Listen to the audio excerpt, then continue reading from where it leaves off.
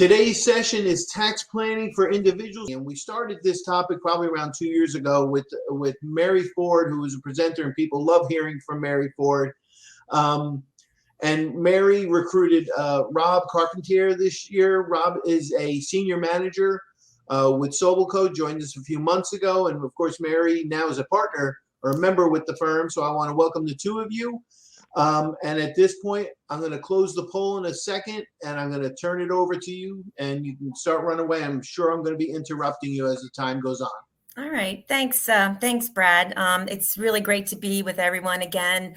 As Brad said, we haven't had that many major Tax Act legislations these last couple years. I mean, this year, but as we've had the last 2 years, we were actually with you quite a bit during the pandemic with all the CARES Act legislation that was impacting all of you. It was a quiet year on the tax legislation front. We do have one small act to talk to you about today, which we will cover, the Inflation Reduction Act. But most of the changes you're going to see that we're going to present to you really deal with adjustments related to the high inflation we're all experiencing, and also expiring provisions that were brought to you under prior tax acts, the CARES Act namely.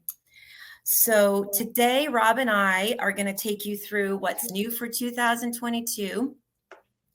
Then we're going to go through sort of a checklist of some common year-end planning ideas that we are now working through with our clients. We're going to share that with you, and some things that you really should be looking at before the tax year comes to an end, which is happening pretty quickly at this point. So after we go through the tax planning, we have some other notable items at the end that we want to share with you. So I think I'm going to hand that over to Rob at this point, and I'll have him take you through what's new for 22. Hi, everyone. Great to be with you. So let's see. We've got a few items to talk about. Thank you, Mary. As you just mentioned, inflation adjustments, some expiring CARE Act provisions, and then some new benefits potentially available under the Inflation Reduction Act, the oddly named Inflation Reduction Act. We'll start here with what is a very busy slide, but it's just a quick look at comparative tax rate schedules by filing status.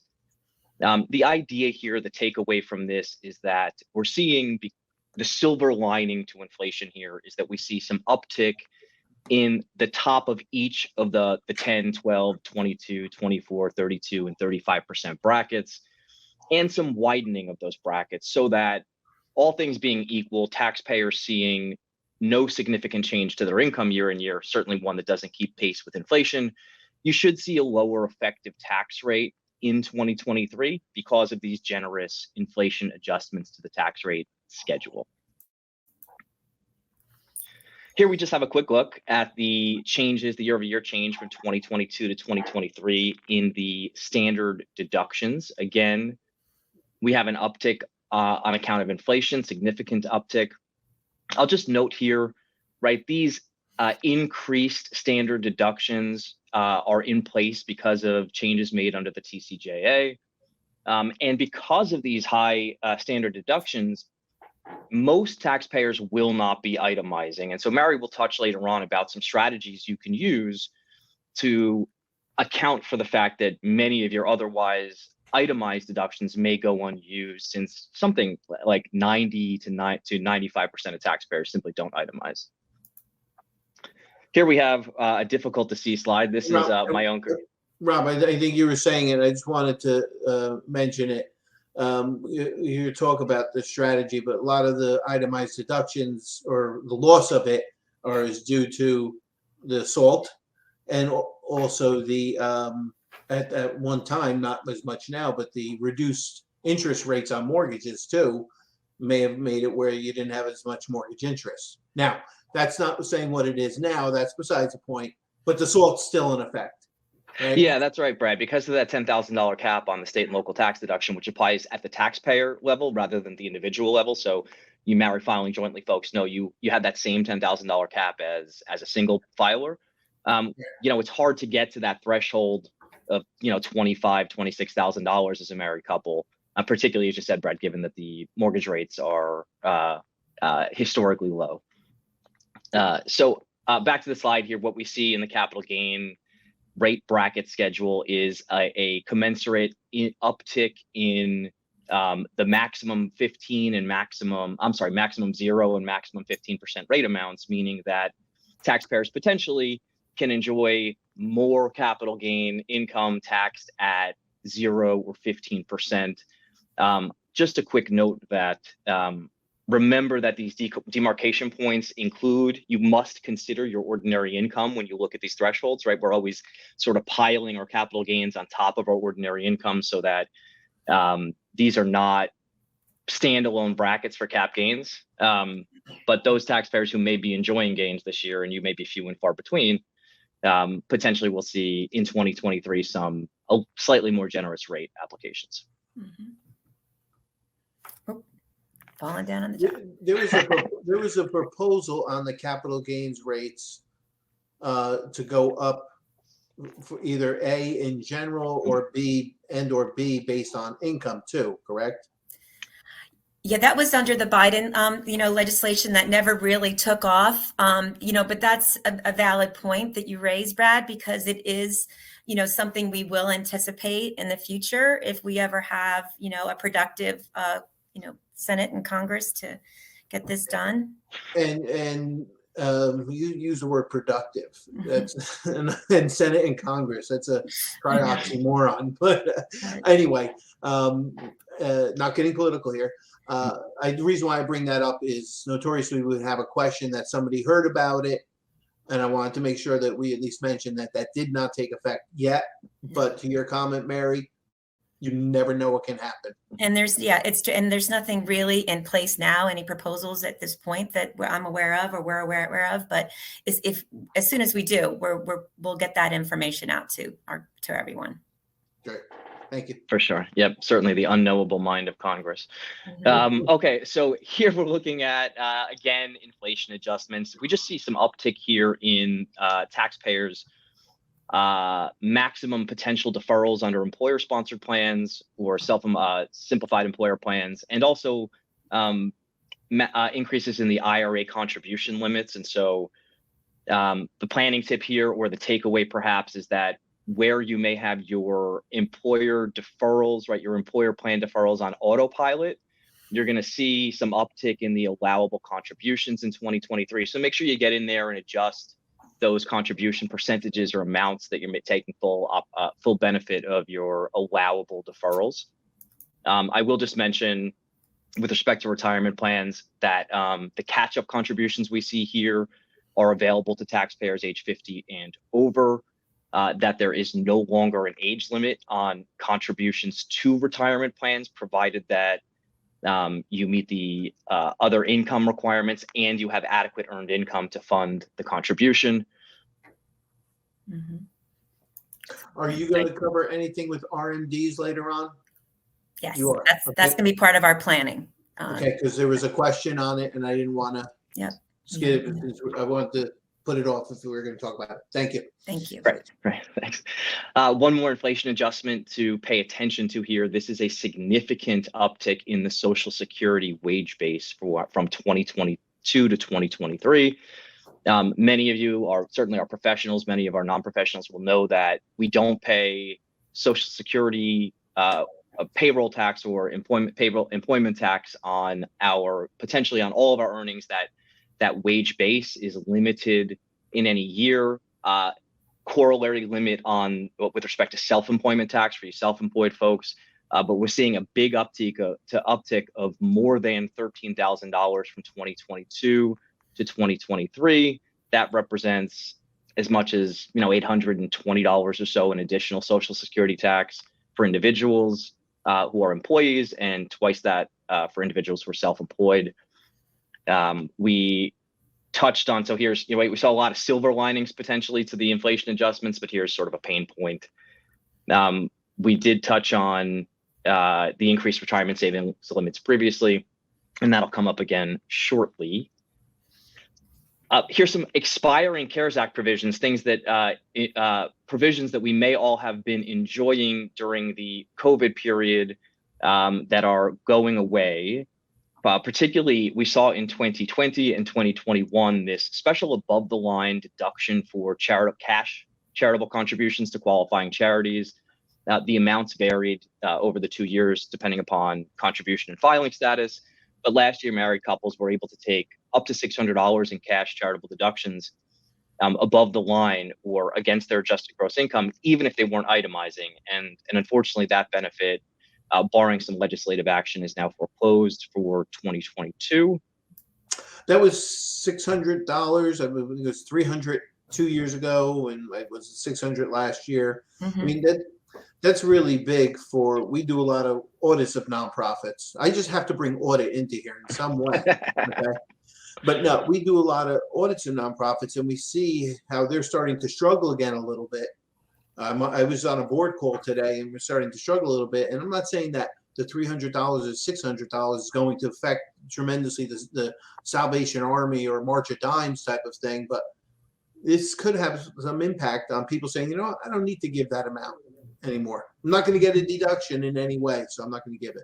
Yeah, that's right, Brad, especially given, as we said before, that most taxpayers these days aren't itemizing, right? This additional tax offset, right? This reduction in actual out-of-pocket cost, given the tax savings, did spur, I think, some additional charitable contributions over the past couple of years at a time when, you know, they were potentially dearly needed, which I guess was the legislative motivation, right? Right.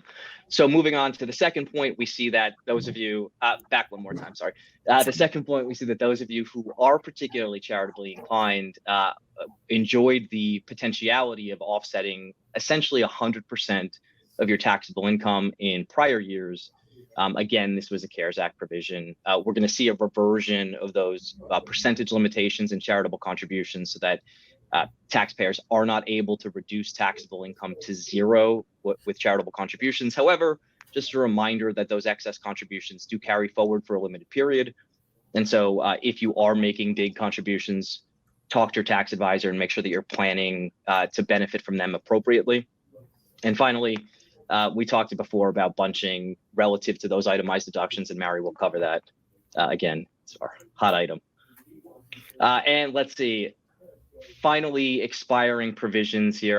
The penultimate expiring provision, I suppose, is the child tax credit provision we saw in 2021. A very generous increase in to the base child tax credit with this additional child tax credit of $1,000 for some children, up to $1,600 for children aged 5 and under. And we even saw the government making advance payments of those amounts to some parents. That provision did expire with 2021.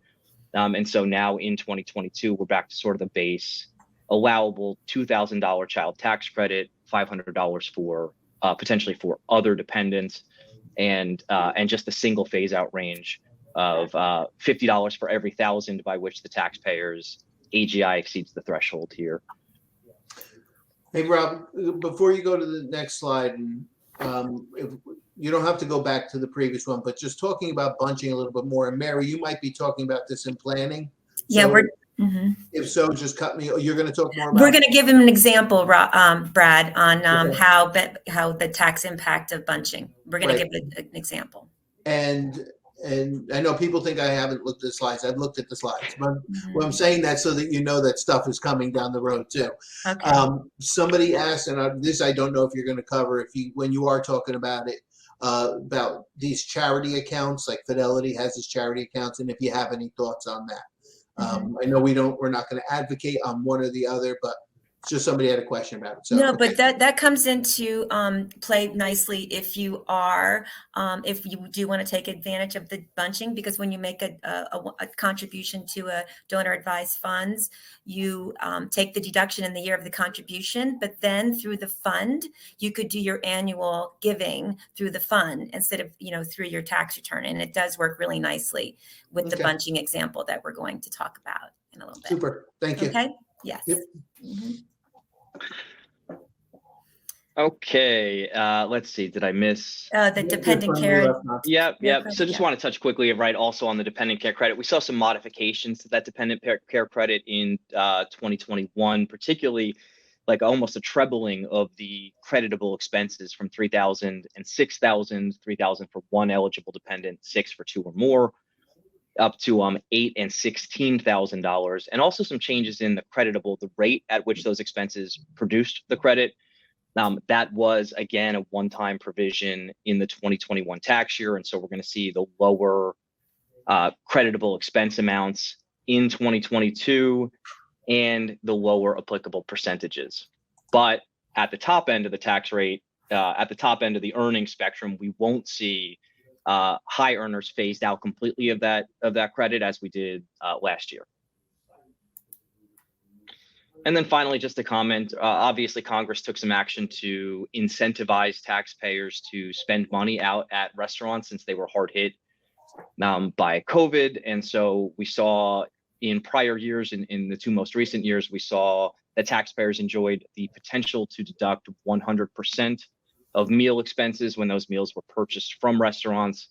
We'll see after 2022, I apologize, we'll see after 2022, that 100% allowance reverting back to the old and cold 50% allowable deduction rate for business and travel meals. And just a comment, sort of an aside here, we often think of business meals and entertainment together. Reminder that with the passage of the TCJA, entertainment expenses are now non-deductible. Right. Initially, they had the meals as part of that, and then they backed it out and said it's hurting the restaurants. So they made it 50. Then COVID hit, and they made it 100, and now it's going to go back down to the 50. And let's hope they keep it there. Mm-hmm. Yeah. Okay. Before you go to the next slide, I'm going to put up the next poll because Mary, you're going next on the slides, right? Yes, I am. Okay, that's why. What are what tax issues are your primary concerns? SALT limitation, capital gain rate, tax rates, complexity of tax laws. Rob, did you just answer complexity of tax laws? I did. I mean, it's great for me, but it's not great for the general public. Yeah, I want CPE for this too. Yeah. Do you so now what level, you also teach tax? What level of tax do you teach? I sort of it's intro to federal taxation at both the undergraduate and graduate levels. Yeah. And how many people, you must blow a lot of people's minds with these tax laws when you're talking to some of the students. Yeah, so I usually take a poll about who's interested in tax at the beginning of the course and the end of the course, and I will say that you often see fewer hands at the end. Okay. Showing my hand. I'm kidding. All right, we'll close the poll. Most people are saying complexity of tax laws. So Mary, we're going back over to you because I'm closing the poll. Okay, great. Yeah, so the last big change that we want to talk about for 2022 relates to the Inflation Reduction Act. The bill was enacted into law on August 16th of this year, and the purpose is to mainly direct federal funding toward reducing healthcare costs and also reducing carbon emissions and funding the IRS. So that's the point that got the most publicity, I think, when over the summer was about the spending putting towards hiring 87,000 new IRS agents over the next 10 years. And it is our hopes that in doing so, they will also allocate some of this funding to improve, and it is in the plans, to improve customer service, because that has been a thorn in our side this past 2 years, and helping our clients resolve tax issues with the IRS. It's impossible to get through, and it continues to be that way. So it is our hope that they will get the update to their technology and to their customer service reps that is desperately needed. In addition, those additional agents will also be working hard on making sure taxpayers are compliant and up to date with their tax obligations. So we will most likely see an uptick in audits and notices surrounding the work that we do. So more important to work closely with us, and we will help you along the way with that. The big part that really would impact you as a taxpayer relates to the energy credits that were included in this new act. And for homeowners, there's some benefits to be had here. In particular, and I'll go to the next slide, which talks about their improved home owner efficiency, energy efficient spending that you have in your home. In the past, when you purchase energy efficient windows and insulation, you were subject to a lifetime cap for those expenditures. Now it's an annual cap. If you make purchases annually, you are eligible for a credit of up to $1,200 for that spending. In addition, if you purchase solar panels, and again, if you have to purchase these solar panels, you are entitled to a credit of 30% of that cost. And these credits now will be in place until the year 2032, which is also a benefit for taxpayers, because that was something that we had to annually wait for an extender to come out to allow us to take those credits. So that's a big benefit. And next relates to the electric vehicles. We've seen a lot of those credits being taken over the year. And for 2022, the credit remains very similar to prior years. $7,000, you're eligible for a credit depending on the vehicle of up to that $7,500. What's changing in 2023 is now the credit will be broken down into two parts. It is still $7,500 when you purchase an electric vehicle, but there's some requirements that are going to be centered around that. The first part of the credit, the first half of the credit, $3,750, must contain battery components that are manufactured in North America. And then to be eligible for the second half of the credit, and I want to make sure I have this language straight. That's why I want to read it. Not the components, but the minerals that are extracted to produce the metals to make those cars must be processed in the U.S. or with countries that are members of the free trade agreement. All right. So, and then finally, the assembly of those vehicles have to take place in the United States. So now these are some very specific constraints put on to electric vehicles, but I think that, and there's also, in addition to the components related to the vehicle itself, there's some income limitations and then purchase price limitations. The car has to be $55,000 or less, and your income for a joint filer has to be $3,000 or less, and then $150,000 for a single individual. So, so Mary, will the cars, the seller have to be giving you this information on the production of the vehicle? Yes, they will give you, but I would advise taxpayers, if you're interested in making these purchases, to also visit the IRS website, because sometimes those dealers will tell you whatever they need to tell you to make the sale. They will be published. The IRS, they encourage you to look on their website. They have a list of all vehicles for 2023 really? that will qualify for the credits. Yeah. But you just said that the vehicle, to get the full credit, has to be under $55,000, right? Correct. Yeah. For electric vehicle. Yeah. There's not a lot of them that range. I think that maybe, I think there's also a lot of other provisions that I'm not talking about that really relate to the energy industry, correct? So I think there's a lot of incentives being given to car manufacturers to develop these vehicles with those price points, Brad, to answer your question. So those are really out of the context of our discussion today, but I know we have a lot of tax, clients and people on the call today who, are moving towards that. I think you have a car. Don't you have a electric car? Yeah. I don't know where it was built up, but yes, I do. But some people were looking for political science CPE. That's why I was asking. Oh, okay. So one other last thing I want to mention about one of the improved, benefits of the new electric vehicle rules.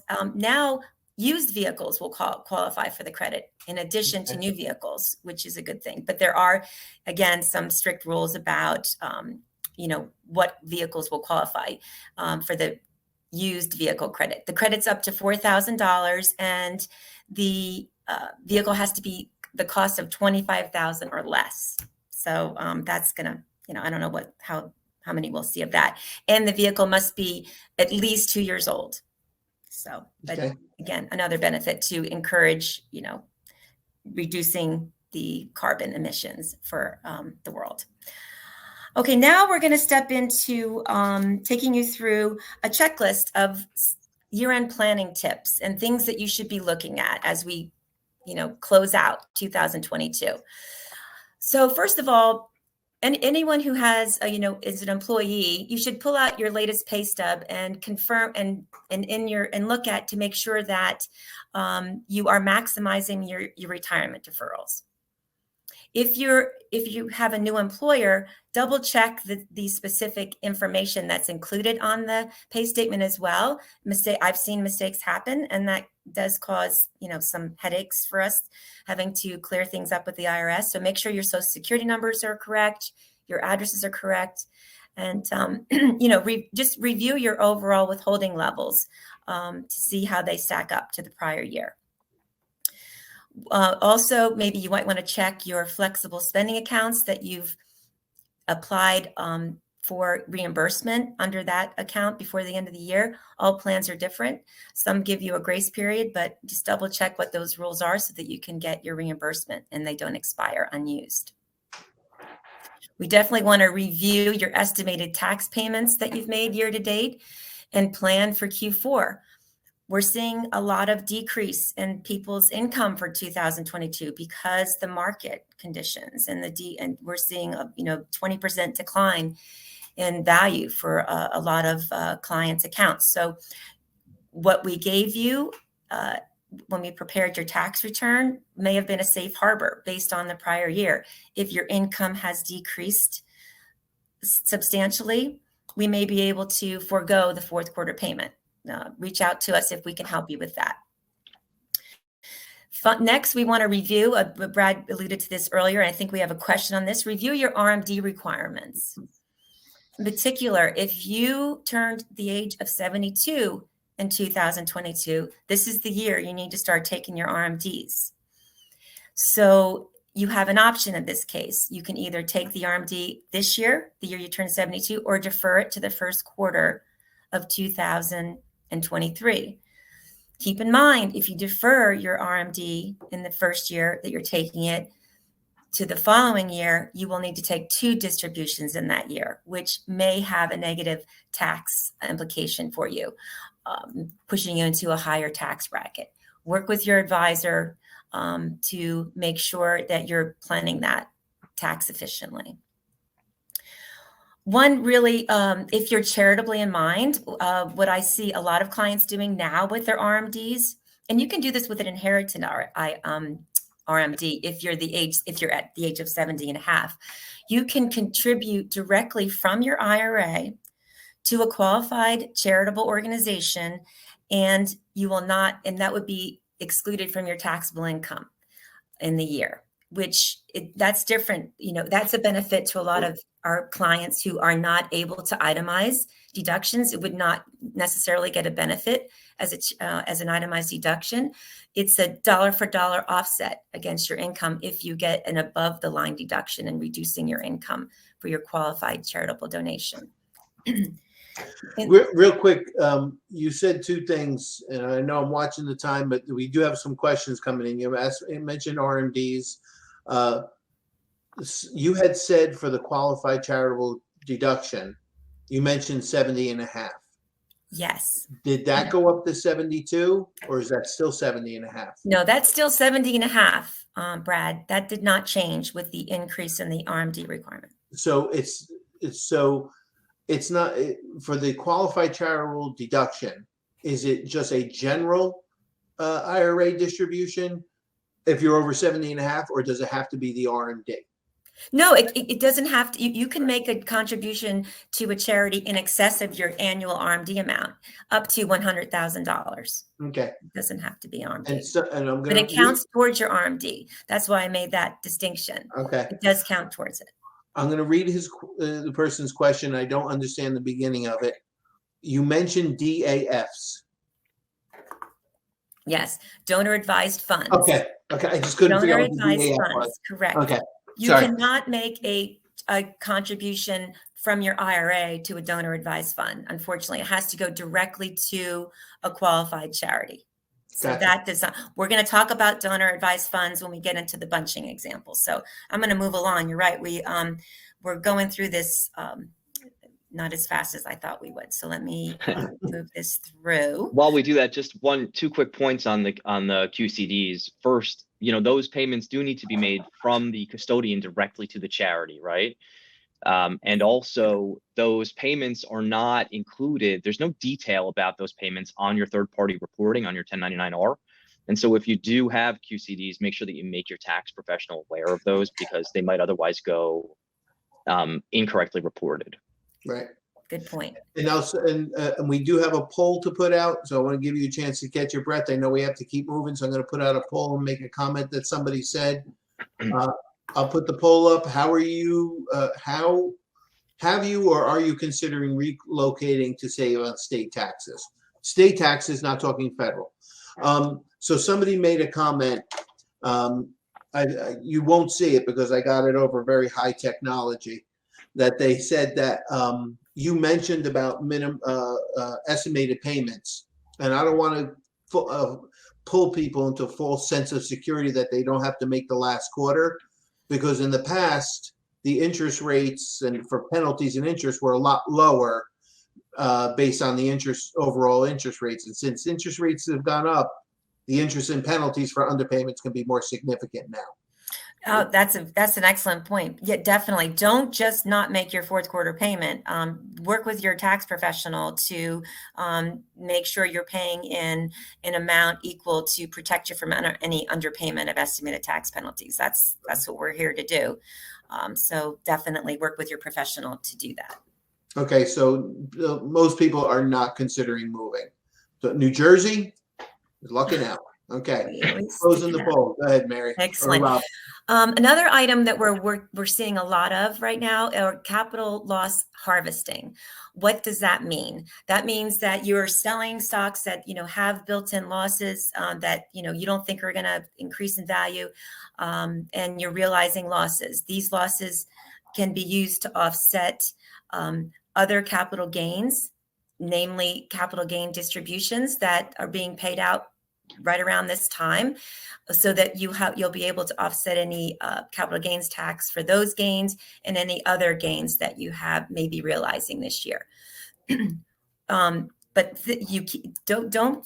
One of the things that's really important for you to realize is that if you sell that stock, you are prohibited from purchasing that stock again within 30 days, either before or after you realize the loss on the sale of that stock. That's called the 61-day rule. It's called a wash sale rule.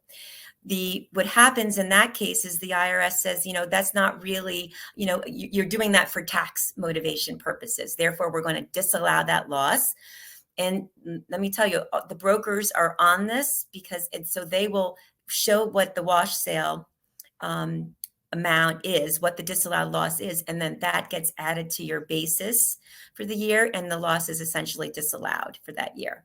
And so there goes your benefit of doing that. So if you're going to do capital loss harvesting, keep in mind the wash sale rule so that you don't shoot yourself in the foot and then lose your benefit for having done that.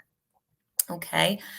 Anything you want to add to that, Rob, or did I cover that? No, I think the only thing I might comment on is typically we don't think that those rules apply to most virtual currencies, if any. And so you may have some loss harvesting opportunity, even if you're not really going to change your economic position in crypto assets, right? That's true. And yeah, that's an excellent point.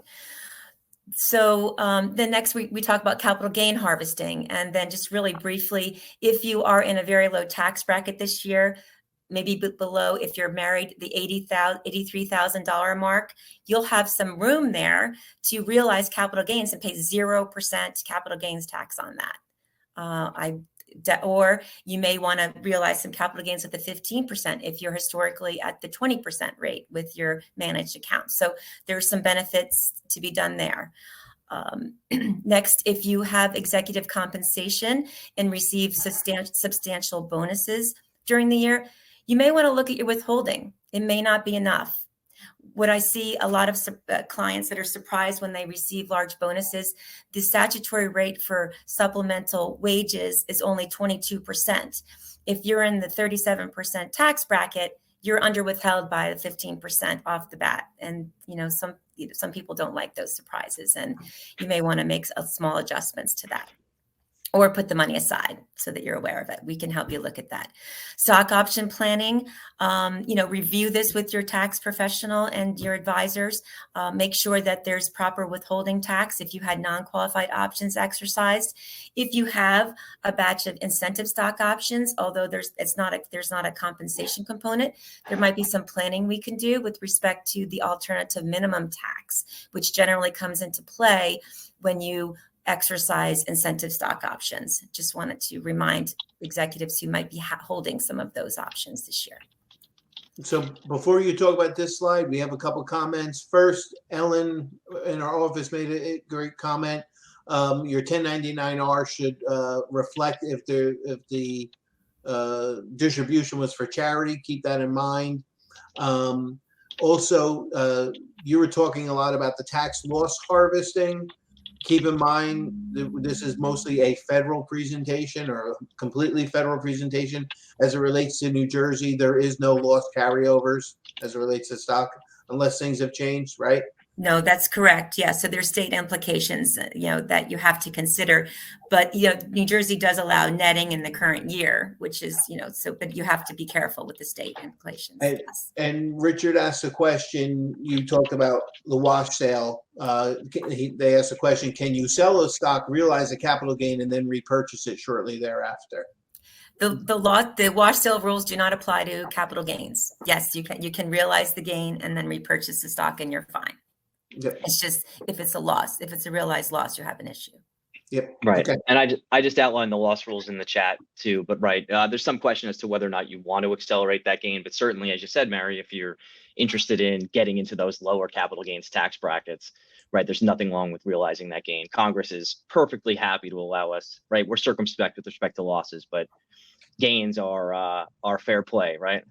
Yes, and there, you do need to consider the state implications of that For as sure. well, because New Jersey in particular doesn't have a capital gains benefit there. So just some things I wanted to talk about with respect to planning for your retirement plans. If you have self-employment income this year, now is the time to be thinking about contributions to your retirement plan. Although funding of those retirement plans generally are not required until you file your tax return. If you want to set up a 401k or a solo 401k, you need to do that before the end of the year. So there's not much time left for that. But let me just tell you that these solo 401k products, I'm seeing a lot of, single member type LLCs that are self-employed, getting a big benefit, a bigger retirement deduction by using that type of a retirement fund. We might want to consider low-cost Roth IRA conversions. Again, because of the decrease in the market, people aren't realizing these large gains in their managed funds. They find themselves in the 12-24% tax bracket. You may want to consider converting some traditional funds of your IRA to a Roth IRA at a very low cost. If you plan to be in a higher bracket once you start taking your required minimum distributions, there's an opportunity. And there are a lot of other factors we need to consider, but it's an opportunity. And I've been doing that for several of my clients this year.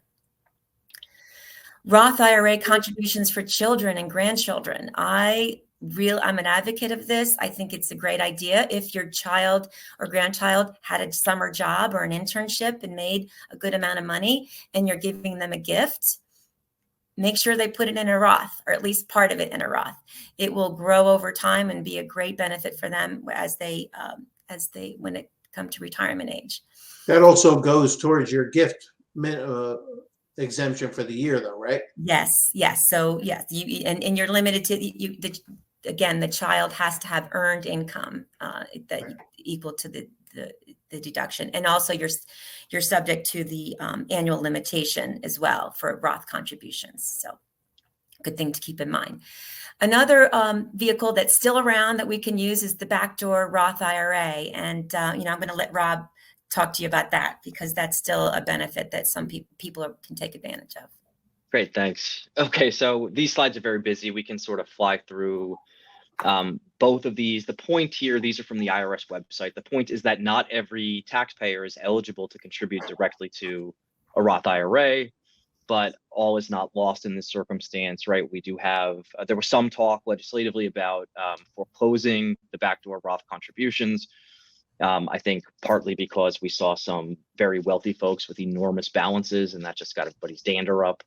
But the idea is simply this: if you are ineligible to make a direct Roth contribution, and I'll go through this very quickly for time, taxpayers do have a way to get some cash into a Roth, provided that you can make a non-deductible contribution to perhaps a traditional IRA, and then convert that contribution from a traditional IRA into a Roth.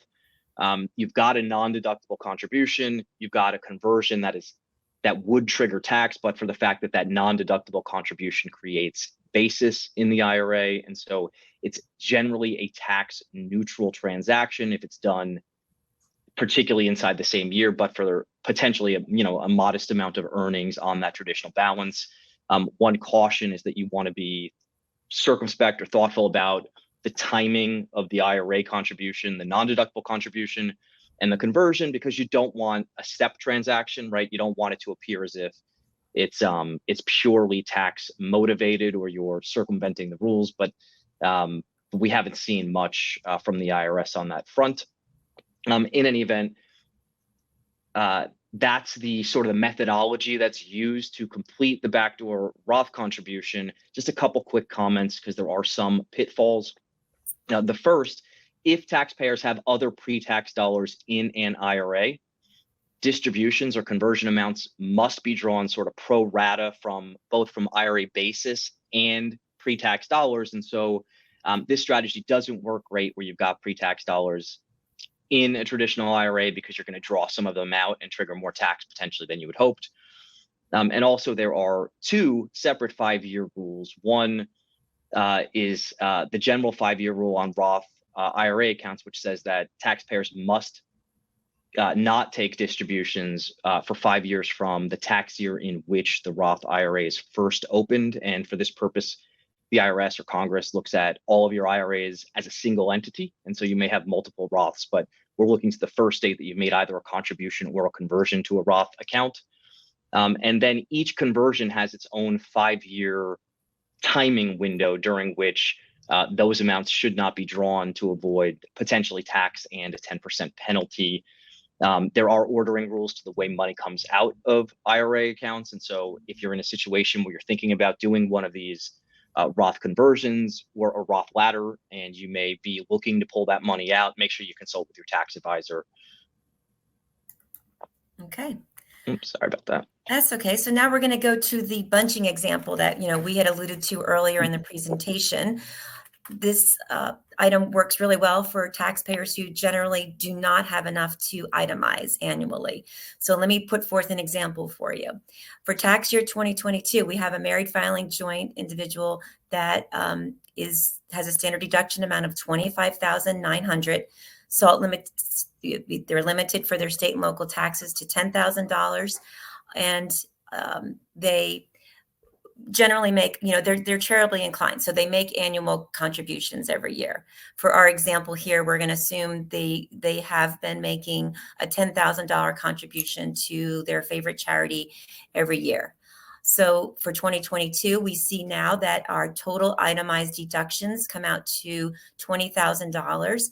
And since our total itemized deductions are less than the standard deduction amount for 2022 of 25,900, we're going to take the standard deduction. The same applies for 2023. Standard is larger than the itemized, and 2024 as well. So our total itemized deductions, if you take the standard deduction over 3 years, comes out to $81,300. If we apply the bunching principle and we elect not to make a charitable donation in year 1, but make all 3 contributions in year 2, perhaps to a donor advised fund for the year, we then our itemized deductions for 2023 now exceed the standard deduction amount, and we get a higher, we take the itemized deduction in year 2, and then we're back to the standard deduction in year 3. Okay, those total deductions for the 3 years, and you come to $93,600. That results in a $12,300 tax savings for this taxpayer, and at a savings, assuming they're at the max tax bracket, of $4,500. These numbers, definitely work really well. It's just being more thoughtful about making your charitable contributions in 1 year instead of every year. And this is where that donor advised fund comes in, right? Because taxpayers can make that contribution to that DAF and then distribute from that DAF over this 2 or 3 or 4 year period. And so there's no disruption to their regular giving schedule to their house of worship or their preferred charity, but they're timing those deductions appropriately, right? Yeah, exactly. Good point. And, those funds are fairly easy to set up. There are, administrative fees associated with that, but it's something that you can have and contribute to every couple years. And, it works really nicely for your charitable giving. Briefly, I just wanted to touch on a provision that is now expiring that came out during the Tax Cuts and Jobs Act. It's the bonus depreciation. We've been enjoying 100% bonus depreciation. What does that mean? That means that if you place an asset in service that is generally has a recovery period of less than 20 years, we were enjoying 100% deduction in year 1 for those assets. And it was a given to us unless we elected out of that provision for the last 5 years. Starting in 2023, we start to lose that benefit, and it's going to titrate down until it is totally phased out. For 2023, bonus depreciation is only at 80%, and then it goes down to 60, 40, and so on until it's fully phased out, unless we have other legislation changing that. So that is, again, for anybody who has, is taking business deductions for their assets. What's going to happen, perhaps, is that the Section 179 expensing may be, again, become more popular after that. Okay. Then just briefly, I don't want to spend too much time because this isn't really new, but I just wanted to remind taxpayers. I have to put up the last poll real quick. I know that we're getting short on time, but I do have to just put up the last poll. What topics are you interested in hearing about? Taxes, estate and gifting, accounting, please pick that, legal or insurance. Somebody asked a question, and I think Mary mentioned this before, you can't use your RMD to put into a donor advised fund. You cannot. Somebody asked that question. I want to reiterate it because you had said that before. Oddly, tax is already beating out accounting. Okay.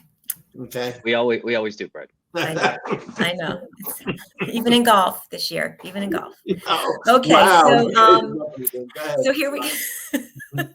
Anyway, so just really briefly, loss limitations. All I want you to be aware of. If you have a business loss through, it's the S corporation partnership, those losses are subject to several different limitations. You should understand what those limitations are. We were experiencing some benefits for not having some of the business loss limitation under the CARES Act. That's gone away as it was last year, but just be mindful of that. I don't want to get into too much detail because there's some things here I want to mention before we cut off. One final year in planning idea that I want you to make sure you're looking at. If you are considering making gifts, the exemption amount has gone up for 2022 to $16,000 per person, per taxpayer. And it's going up again in 2023 to 17,000. That's the exclusion amount, where you can make a gift up to that amount and you do not have to report any that the gift was made from your lifetime exemption. More importantly, if you make a gift to pay tuition directly to a university or college institution, that is not subject to the gift tax exclusion amounts. It can be any amount. So that if you are going to be helping someone, with their college tuitions, it's better for you to make it the payment or the gift directly, the check payable to the university, not to the individual. Same with medical expenses. If you want to help them out, pay their medical expenses directly. And it's that it will not be subject to limitations. Okay. Now we just have a few more things that if we have like 3 minutes, we can blow through a few of them. Rob, you want to do that? Maybe. Sure. Yeah, I'll do this very quickly. Just a quick note. This has been all over the media, so we don't need to beat it up, but we will see an increased, a lower thresholds for 1099K reporting. These are 1099s issued by payment processors. And so just be mindful of the fact that you may see this new tax document come through if you're selling property online, or if personal payment transfers are miscategorized by the sender. These documents are due out at the end of January. There's no change to the taxability of income here. There's no change to tax law, but keep an eye out for these things and make sure you're communicating with your tax professional. If you do see these documents come through, don't throw them in the circular file, as they say. And I just want to note that the third party, pay providers are like Venmo, eBay, Facebook, PayPal, right? Yeah. PayPal, not Facebook, the PayPal. So just keep in mind if you're using those types of providers that you may get a form. Absolutely. Thanks for that. Also, student loan forgiveness, we're waiting, right, where it's in limbo. I think as last I checked, I'm pretty sure the Supreme Court's scheduled to hear oral arguments on the administrative action, the one-time Biden student loan forgiveness of up to, I think, 10,000, potentially 20 for Pell Grant recipients. So that's in limbo, but we do have at the federal level, we do see that with some of the coronavirus provisions, that there were statutory changes that exclude what would otherwise be taxable debt forgiveness from the income of the recipients. And most states have followed suit, including a local New York and Jersey. They will not tax that forgiveness. So Rob, I want to go to the New Jersey. Please, I'm going to go here because I want to make sure we get this in, because this is something new. One point really quickly on medical expenses on New Jersey tax returns. Medical expenses are, the floor for the medical expenses is only 2% of your gross income in New Jersey. While you may not qualify for a medical expense deduction on your federal return because of the 7.5% floor, we see a lot of clients that do get a benefit on their New Jersey tax returns for two reasons: for the lower floor of 2%, and the second reason, if you're an employee and you pay for your health care through your employee plan, the contributions to your health care plan are pre-tax for federal purposes, but they're post-tax for the state of New Jersey. Therefore, you will get a deduction for those healthcare payments that you make on your W-2 on your New Jersey state return only, plus any other out-of-pocket expenses. And we see a lot of taxpayers who benefit for medical expense deductions because of that. Not a lot of people are aware of it. The big change for New Jersey this year for individual taxpayers who have college students or are attending college is the College Affordability Act that was enacted at the end of 21, whereby now contributions to New Jersey Best College Savings Plans will be deductible up to $10,000 per taxpayer. If both you and your spouse make a contribution, you're entitled to up to a $20,000 deduction on your New Jersey return this year. This goes in line with what Pennsylvania has done. There's a $30,000 max contribution. New York, it's $10,000 to their New York state plan, and Connecticut has a similar plan for you to be aware of. In addition, under this act, the New Jersey class student loan payments of principal and interest, if you make a loan payment to a New Jersey class student loan category, you can get a deduction up to $2,500 for those payments. And Finally, tuition payments to New Jersey institutions of higher education. If you, your spouse, or for your dependent, if you make a payment to these institutions, you get a deduction of up to a max of $10,000 in 2022. Okay. So we've got just a couple minutes to go too. Oh, Okay. Look at that. Boom. Boom. Great. Perfect. So Rob, Mary, I don't see any other questions. You were answering as we were going along. Thank you very much. The thing I always do at the end, Mary, you remember, wait, I may have a question coming in. Can I take a deduction for New Jersey Best if I'm making contribution on behalf of my grandchild? My name is Brad Muniz. I'm like Ron Burgundy. I read what they type on here. No, it's the taxpayer and the your spouse and the dependents on the tax return is my understanding of that. Yep. Great. Thank you for that. Is there one last thing that if you said to somebody, I want you just to keep this in mind, what would it be? Rob, I'll let you go first. What are you doing to me here? Let's see. Just be thoughtful about timing issues where taxpayers do have control over distributions or deductions. Those are really some of the big opportunities for planning your capital gains. And so be thoughtful and reach out to your tax advisors and make sure that you're not just shooting from the hip on those things that you can't control. Yeah. Great. Mary? No, I think I would really like everyone that's on the call today to really, be thoughtful of, where they are this year and to take a look, because I think it may be surprising to them, where the year came out. It's not too late to reach out to us and, ask any questions and see if we can help you make any adjustments, last minute adjustments before the end of the year. Mary, you always do a great presentation. The only problem is you now have somebody who does a really good presentation too. So I know you got a battle going. This is great. I love having you on. No, teamwork. That's what we do here. That's it. Thank you very much, Rob. Mary, of course, as usual, thank you very much for doing this. If people have ideas for topics or anything, please reach out to us. But I want to thank you for viewing this and supporting Sobel & Company. Have a good day. Have a good holiday. Thank you, Brad. Happy holidays.